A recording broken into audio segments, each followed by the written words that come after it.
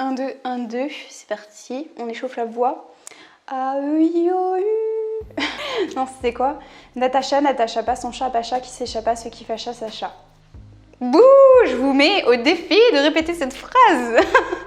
C'est bon, on a fait notre phrase de diction, donc on peut y aller, c'est parti.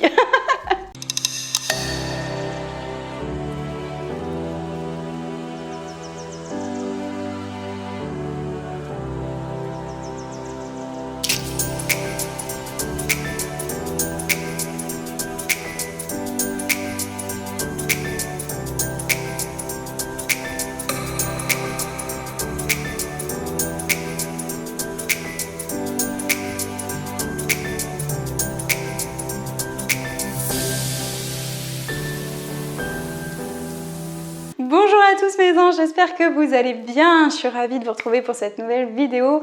Aujourd'hui une vidéo qui me tient extrêmement à cœur. Bon, toutes mes vidéos me tiennent à cœur, mais celle-ci vraiment particulièrement. Pourquoi? Parce que c'est quelque chose que personnellement moi j'aurais aimé connaître il y a quelques années et que j'aurais aimé qu'on m'aide, qu'on partage ça aussi il y a quelques années. Ça me tient vraiment très à cœur, je pense que ça va être hyper émouvant et ça me tient vraiment très à cœur parce que je pense que c'est pas juste une vidéo pour les victimes par exemple de violences sexuelles, c'est une vidéo qui s'adresse à tout le monde et vous allez comprendre pourquoi. J'ai vraiment envie de faire de la sensibilisation dans cette vidéo. Là j'ai réussi à placer le mot sensibilisation quand même, je suis très très forte. Ça commence bien, je sens que cette vidéo va bien démarrer, donc c'est bon, on a placé le mot sensibilisation, donc on est ok. Non mais vraiment, je reprends vraiment mon sérieux, mais en tout cas c'est une vidéo où j'ai vraiment envie de vous sensibiliser, j'ai vraiment envie de vous parler. Le fait d'accueillir la parole d'une victime, pourquoi? Parce que on peut tous être amenés un jour, vraiment, à recueillir le témoignage de quelqu'un qui va venir vous parler, que ce soit un ami, un proche, un parent, quelqu'un de votre famille en fait, parce que c'est plus courant qu'on l'imagine, des violences sexuelles, avec toute la parole aussi, avec tous les mouvements qui se créent, les groupes de parole qui existent, etc., qui nous pousse, qui nous met en confiance à libérer notre parole. Je pense qu'il y a de plus en plus de femmes et d'hommes d'ailleurs, qui peuvent être concernés aussi, qui peuvent vous témoigner et vous faire part de leur témoignage. Je m'adresse aussi du coup aux personnes qui ne sont pas victimes, qui n'ont pas connu ça, qui n'ont pas connu de violence. Généralement, on ne sait pas quoi dire, on ne sait pas quoi faire, on est un petit peu... Voilà, on est un petit peu mal à l'aise, je dirais même, on ne sait pas trop quoi répondre à la personne qui est victime, qui nous fait part de ça. En fait, c'est un petit peu je lâche la bombe et puis débrouille-toi avec ça. Du coup, j'avais vraiment envie de vous donner quelques outils, quelques clés pour justement permettre à que ce soit quelqu'un qui suit victime, quelqu'un qui a été victime et qu'il y a une autre personne qui vient vous parler de ce qu'elle a pu vivre. Donc ça peut me concerner directement moi, par exemple, à quelqu'un qui va me parler de son témoignage, de ses violences, etc. Mais cette vidéo aussi s'adresse à toutes les personnes qui n'ont peut-être pas connu des violences sexuelles et que quelqu'un demain pourrait venir vous parler parce qu'elle a confiance en vous et qu'elle a envie de libérer sa parole et que ça tombe sur vous. Du coup, comment faire un petit peu pour accueillir ça? Qu'est-ce qu'on fait? Qu'est-ce qu'on doit dire? Et surtout, cette vidéo en fait va être séparée en deux temps. La première partie, en fait, je vais vraiment vous parler de ce qu'il ne faut pas faire justement, et du coup, dans un deuxième temps, de ce qu'il est le mieux à faire. En tout cas, il n'y a pas de meilleure solution, mais en tout cas, les petites propositions de solutions que j'aimerais vous proposer aujourd'hui. Donc, on y va. Première partie, déjà ce qu'il faut éviter de faire, ce qu'il ne faut pas faire, ou du moins ce qu'il faut éviter de faire. Donc comme je vous disais, en fait, des fois, quand on recueille le témoignage de quelqu'un, inconsciemment, on va se dire ok, c'est bien, ouais, c'est super courageux, puis on sait pas trop comment faire ni comment réagir parce que c'est très malaisant. Et du coup, ce qu'on va faire, alors c'est pas méchant, mais on fait juste ce qu'on peut avec les moyens qu'on a, c'est qu'on va dire c'est super courageux, t'as bien fait de libérer ta parole. Et puis on va essayer d'éviter le sujet. En fait, on va essayer de parler d'autres choses pour dire ah oui, c'est bien, c'est courageux, ok. Sinon, t'as fait quoi de bio de ton week-end? Enfin bon, voilà. Donc on essaye d'éviter le sujet parce qu'on sait pas trop comment l'aborder, on sait pas trop quoi dire. Donc c'est pas méchant, faut pas en vouloir à ces personnes-là, c'est pas méchant, justement, elles font ce qu'elles peuvent avec les outils qu'elles ont. Mais effectivement, c'est pas forcément la meilleure technique déjà de fuir un petit peu la parole de la personne qui vient vous témoigner, de la victime qui vient témoigner, donc c'est pas forcément la bonne méthode déjà. Et la deuxième chose qui est hyper importante, c'est qu'en fait, ce qu'il faut savoir, ce qu'il faut comprendre, et là je m'adresse vraiment aux personnes qui n'ont peut-être pas connu des violences sexuelles en tant que telles, mais ce qu'il faut savoir, c'est qu'une victime, de violences sexuelles, elle est déjà submergée, vraiment c'est vraiment le terme, d'une culpabilité qui est intérieure. Donc elle est rongée par la honte, par la culpabilité, par la responsabilité à l'intérieur, parce que déjà elle se demande mais pourquoi ça m'arrive à moi et qu'est-ce que j'ai fait pour mériter ça, etc. Donc il y a une vraie culpabilité intérieure et à cela, il peut s'ajouter ce qu'on pourrait appeler en fait une culpabilité extérieure. Donc si jamais la personne vient témoigner et qu'on lui dit par exemple des phrases du style, ou des questions du style mais pourquoi t'en as pas parlé plus tôt ? Pourquoi t'as rien dit ? Pourquoi t'as rien dit à tes parents pendant toutes ces années ? Et mais t'as pas pu te débattre, t'as pas pu dire non, t'as pas pu l'empêcher d'arrêter, t'as pas pu... mais t'es habillée comment ?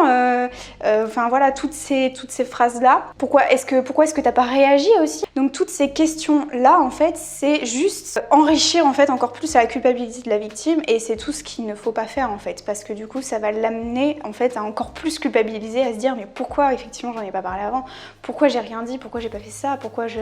Donc en fait c'est de l'amener à une culpabilité, alors, enrichir cette culpabilité là, donc du coup c'est pas du tout la meilleure méthode à adopter. Toutes les questions, on va dire pourquoi t'en as pas parlé, en fait ça amène un parce que, donc ça amène à une justification de la victime et clairement la victime ne doit en aucun cas se justifier parce que sinon c'est lui retourner la culpabilité envers elle, contre elle, et c'est lui faire comprendre qu'en fait c'est elle la fautive ou le fautif, et du coup lui dire bah non mais c'est de ta faute, pourquoi t'en as pas parlé en fait. Le fait de poser des questions de pourquoi amène vraiment à un parce que, donc à une justification, et les victimes n'ont pas à se justifier par rapport à ça, elles n'ont pas à se justifier et en aucun cas elles devraient se justifier en fait.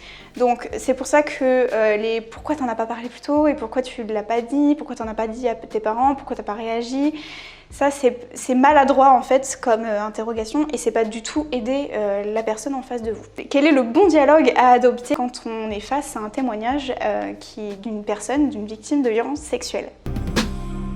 Alors en fait la clé elle est hyper simple et c'est vraiment hyper important de le comprendre, c'est qu'en fait la clé vraiment ce qui va vraiment permettre d'aider la victime, enfin la personne qui témoigne en face de vous, ça va être de l'accueillir, d'accueillir sa parole. Il n'y a rien de plus simple en fait, c'est juste d'accueillir ce qu'elle a à vous dire. C'est d'accueillir et d'écouter, retenez vraiment ça.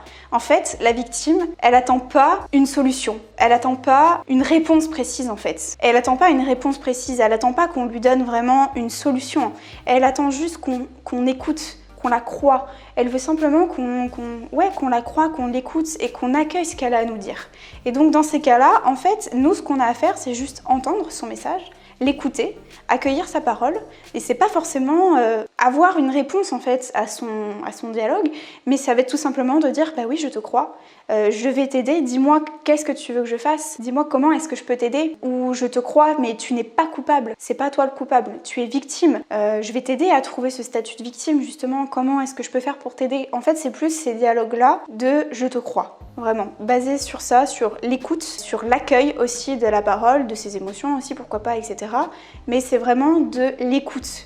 Il n'y a pas forcément, on n'attend pas forcément de réponse en fait, c'est juste qu'on nous croit, parce que la peur numéro 1 des victimes, c'est qu'on ne croit pas. Parce que c'est très difficile d'amener des preuves notamment. Le simple fait d'être écouté, d'être entendu, déjà ça nous ouvre une porte de liberté qui est incroyable. Et peut-être de l'accompagner si elle le souhaite, après c'est à elle de voir, hein, si à la victime de choisir, c'est elle qui est responsable aussi du coup de transformer sa vie aussi, de faire quelque chose de son histoire, de son passé. Peut-être de l'accompagner aussi du coup dans des thérapies, de lui dire écoute si tu veux moi je t'accompagne dans les thérapies, dans le fait de faire des recherches pour aller voir des thérapeutes, des psychologues, des psychiatres, des psychanalystes, etc. Être le soutien de la personne.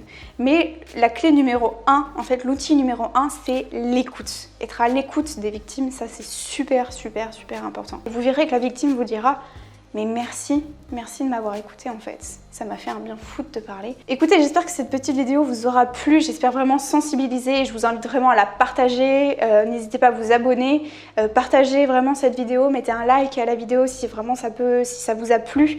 Voilà, j'aurais pas d'autres mots que juste de vous remercier pour tous les partages que vous pourrez faire sur cette vidéo-là. Si tout le monde savait ça en fait, je pense que déjà chacun pourrait faire un travail pour l'accompagnement des victimes. C'est beaucoup plus courant qu'on l'imagine et qu'il y a beaucoup plus de victimes qu'on l'imagine. Donc pour moi c'est important de sensibiliser et que tout le monde du jour au lendemain peut se retrouver à faire face à la parole d'une victime. Voilà, j'espère que ça vous aura plu en tout cas cette petite vidéo. Moi c'est quelque chose qui me touche particulièrement, donc encore une fois je vous invite vraiment à la partager si ça vous a plu. On se retrouve sur mon compte Instagram, vous aurez mon lien dans la description de cette vidéo là et puis on se retrouve très bientôt pour une nouvelle vidéo. Je vous fais des gros bisous.